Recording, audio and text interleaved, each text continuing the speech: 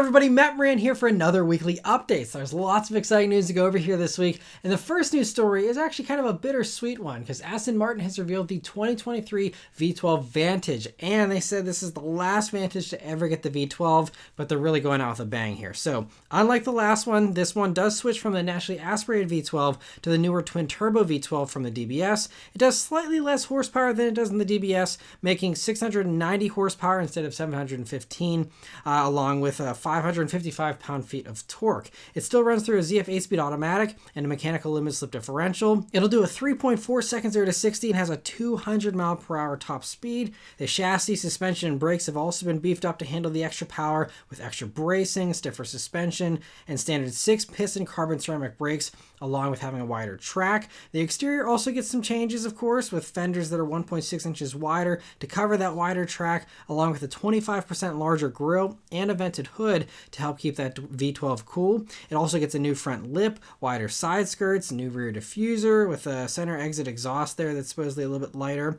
And all those panels you see are also carbon fiber. There's also an optional carbon fiber rear wing. And so all that stuff adds extra downforce, of course, as well. The inside is basically the same as other Vantages, aside from the new option to get new carbon fiber seats, which are very spacey but don't look super comfortable in my opinion. But thankfully you can get the nice plush normal seats of a Vantage if you'd like. Unfortunately, only 333 of these will be built, and of course they're all sold out. And so it's just kind of a bummer. I wish they'd build more and at least build them for more than 1 year. It sounds like this is just, the 1 year thing, 333, and that's it. Because, Aston did say that they're going to continue the V12 for the DBS and the DB11 for a good while longer here, and that they're going to try and build them right up to 2025 or 2026 whenever those Euro 7 standards come in and kill off that engine. So I'm not sure why, I get that the V12 has to end, but I don't think building, a few hundred of these every year for the next few years would, hurt the values of them or anything. I think that people will gobble up every single one of these that they could sell. So I feel like they're kind of preemptively ending it a little bit. I'm sure they have their reasons. I'm just thankful this vehicle exists at all. But kind of a bummer. It's going to be super rare. Definitely a lot more rare than the old V12 Vantage, I think. Yeah, so anyway, if you are one of those lucky 333 buyers, they'll be starting to arrive in the second quarter of 2023. Maserati this week has revealed during a press conference that the next generation Maserati GranTurismo will be arriving next year, and they announced that the top electric version will be called the Prodrive, which I believe is what they're going to be calling all the electric versions of these top Maseratis, and they say it's going to have way over 1,200 horsepower. Not just 1,200, because that wouldn't be enough. Way over 1,200, which is kind of bonkers and honestly overkill for a Maserati, in my opinion. I could see if it's some type of hypercar or something like the MC20, but for a regular GranTurismo, which was never known to be some super fast drag racer or anything, for that to have 1,200 horsepower for this new generation version seems crazy. They say it's going to have 3 electric motors. They showed off one picture of the new vehicle, and honestly, I know it looks gorgeous and stuff, just like all the other GranTurismos have looked in the past, but it's going to be a sleeper because it does not look like it's, Bugatti fast, which is basically what it will be if it has that much power. So anyway, yeah, crazy. And it looks very promising though, of course. There's also going to be a Grand Cabrio version that will be coming here in 2023. And alongside the electric version of these GranTurismos and Grand Cabrio, there will also be a V6 powered version, which will likely replace the V8. They didn't exactly say what's happening to the V8, but they're only talking about the electric version and the V6, so I wouldn't hold your breath for a V8 version. And if they do use a V6 here, or they say they are going to use one, it'll probably most likely just be the twin turbo V6 you already get in the MC20, which sounds like it's a great motor, so, no downgrade there really, aside from possibly the sound. We'll have to see. But Maserati's global head of product planning said about this gas version of the GranTurismo that he said, the market for a gasoline-powered version is still there. It's absolutely still there. What we want to do with Prodrive is give customers a choice, V6 or electric. In 5 or 10 years, we likely wouldn't have developed it, but customers still enjoy these cars today. So, if you want one, clearly buy one in the next few years, because Maserati is going fully electric by 2030, but I guess it was worthwhile to, still build this V6 here for the next, 7 years or so, and then, they'll go all electric after that. But, so that's interesting. He also said about the electric version that we took the electric motors and we tuned their sound. It's not fake, it's authentic because it's starting from an electric motor and tuned to be truly iconic, unique, and Maserati. which sounds very promising.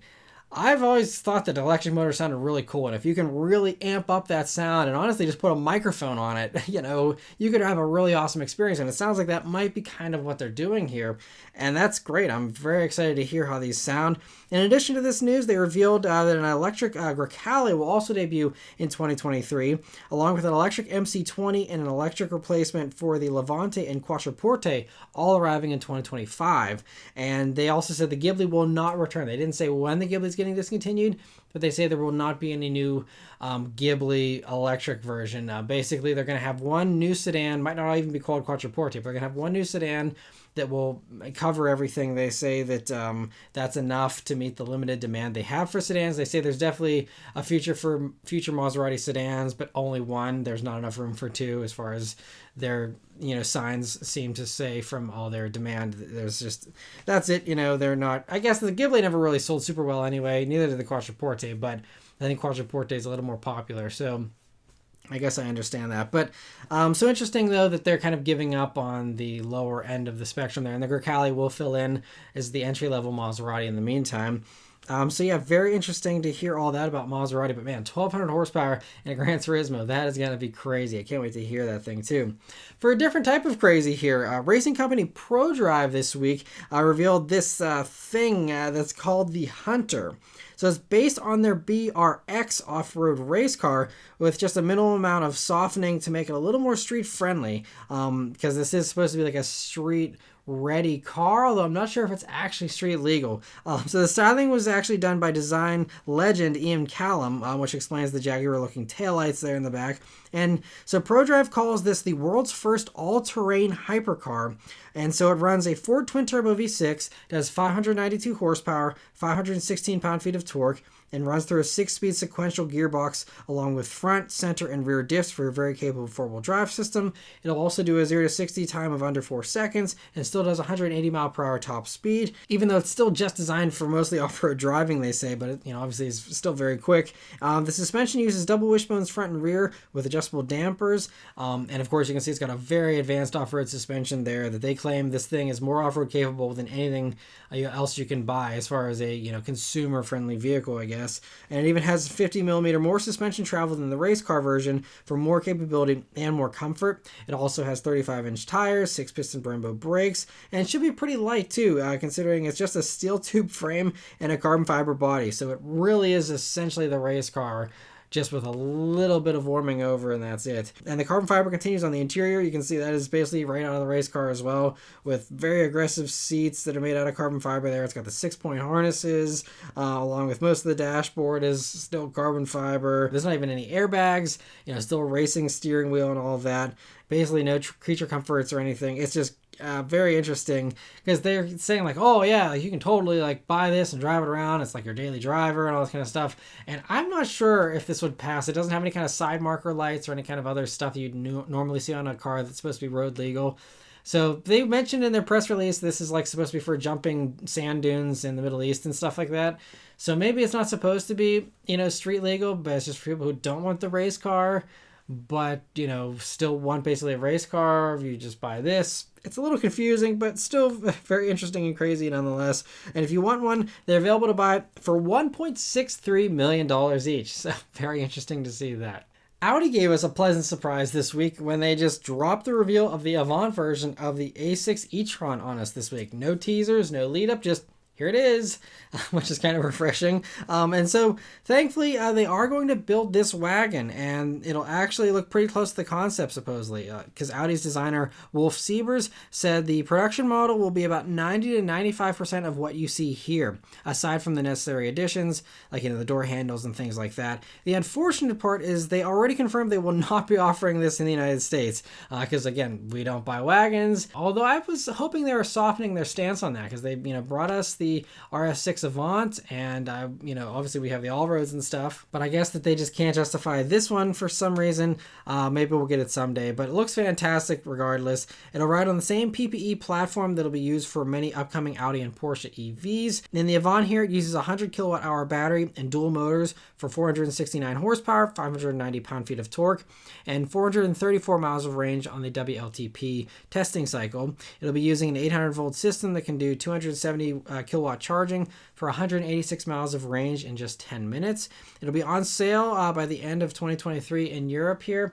And we will be getting the regular A6 e-tron here in the States. So we'll get basically the same thing, just, without the wagon back end. And that'll still be very sweet, but kind of a bummer we don't get that wagon because that looks so cool. BMW this week has also teased the next generation 7 Series. And the images here confirm that the car will have an enormous snout that BMWs are starting to become known for here. And they really are almost trolling people with really emphasizing it there, that one teaser image. It is also going to have a 31-inch 8K rear entertainment screen, which is also very impressive. But even though it is a very large screen, I think that is still smaller than that grille. So it's just crazy that how enormous that grille is. We also can see very thin headlights there that feature crystal glass, along with what appears to be another strip of crystal there on the passenger dash to control things. And so the electric i7 should debut around the same time, with both of these 7 Series models debuting here sometime in the next month. So we'll stay tuned for that here. Mercedes also had their own teaser this week. They showed off the interior here of the EQS SUV, which is basically identical to the EQS sedan. And man, I really hope they use something with the name to differentiate these two. Because imagine working at a Mercedes dealer and being like, oh, I'm going to go grab the EQS.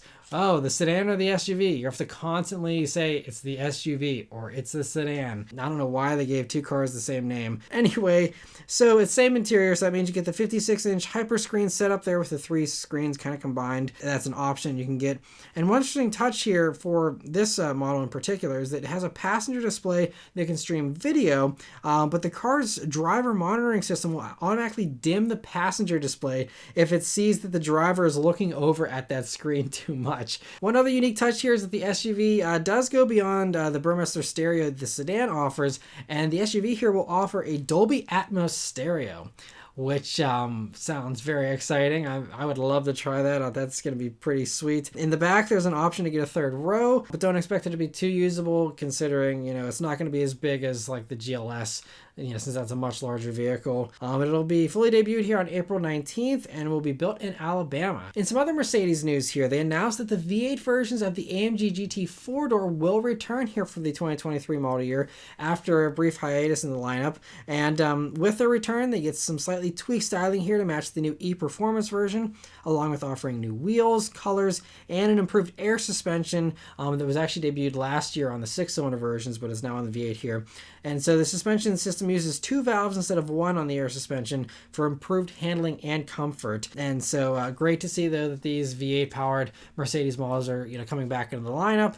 We'll see how much longer they stick around for, but at least great to see them here for now.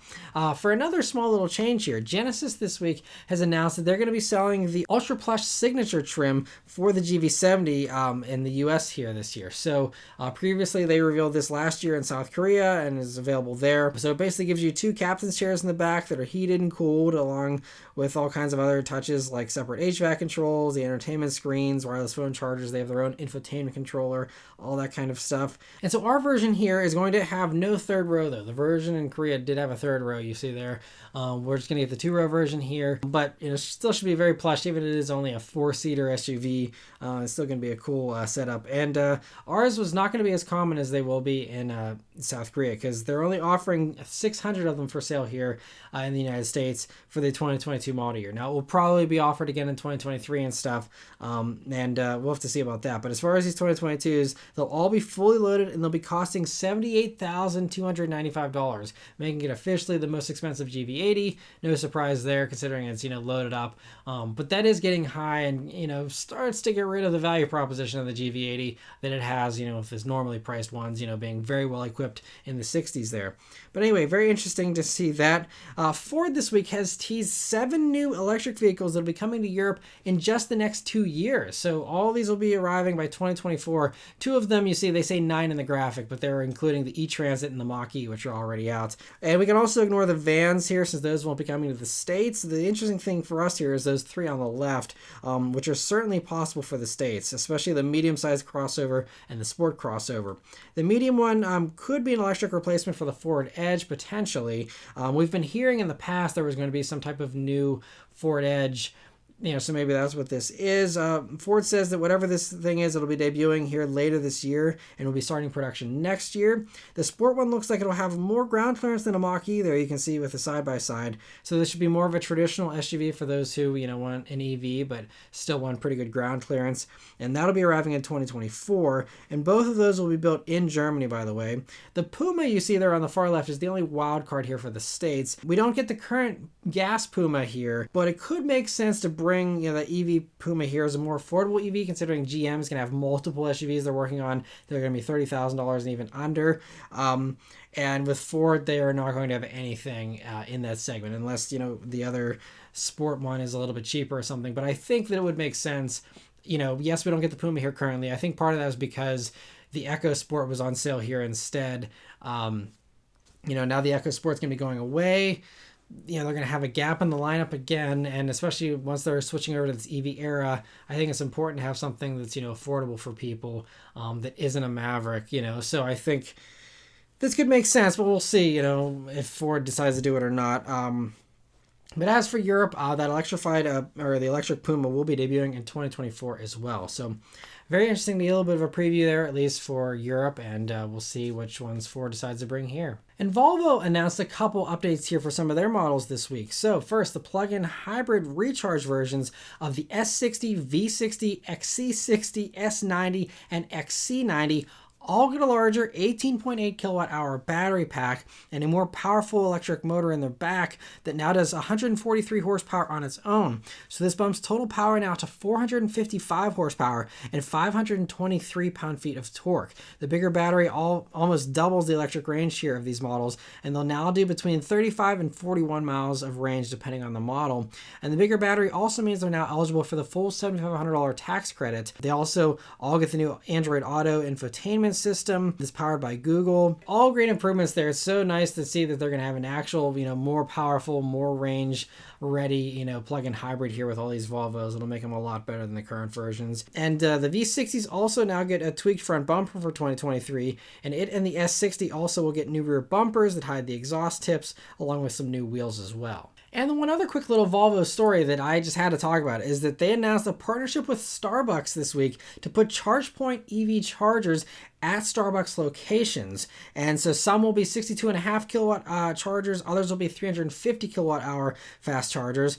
And for this pilot program, they'll be placed about 100 miles apart from each other near highways between Seattle and Denver.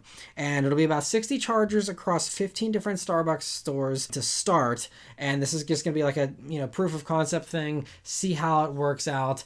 And then it sounds like they will actually expand this out, to other parts of the country if it seems worthwhile. I'm not sure who's paying for what and, how this is all working out behind the scenes, but this is a fantastic idea. And I don't know, Volvo said that they'll at least be partially paying for the chargers, I think, and Volvo owners will be getting free or discounted charging. So, there'll be some type of Volvo tie-in, but they said these chargers will work with all EVs. So it's not just going to be exclusively to Volvo or anything like that. But this makes so much sense. I've seen, other people talking about, road tripping in EVs and things like that. And, it's fine having them at gas stations. That kind of makes sense if they're near the highway and stuff. But having chargers in the back of a Walmart parking lot or something makes no sense. This just makes a ton of sense, because whenever you're going on a long road trip, what do you often drink? Coffee. What do you need to do? Have bathroom breaks and stuff like that, and not go to the back of a Walmart to go to the bathroom, So I think this makes so much sense to put them in places where people actually want to go when they're on a road trip.